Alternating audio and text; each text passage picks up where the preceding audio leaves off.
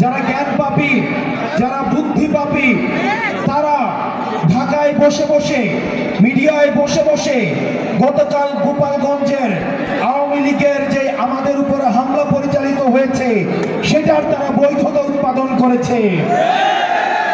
গতকাল আমাদের চোখে আঙুল দিয়ে দেখিয়ে দিয়েছে আওয়ামী লীগ যেই রাজনৈতিক দলটি রয়েছে এই দলটিকে প্রতিরোধ করার সাথে সাথে আওয়ামী লীগের যেই কালচারাল উইং, যেই মিডিয়া উইং, তাদেরকে আমাদের প্রতিরোধ করতে হবে।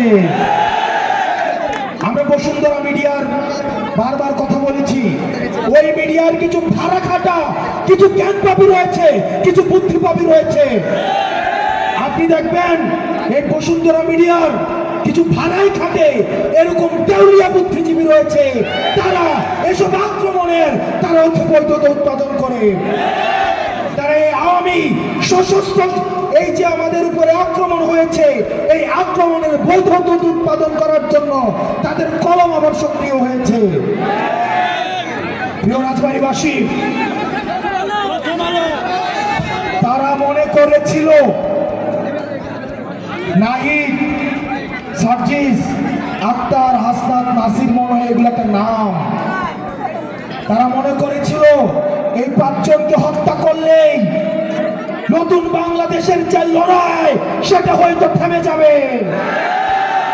এই 56,000 বর্গ মাইলে আবু সাইদের মৃত্যুর পর প্রত্যেকটা মানুষ সবার আবু সাইদ হয়ে উঠেছিল।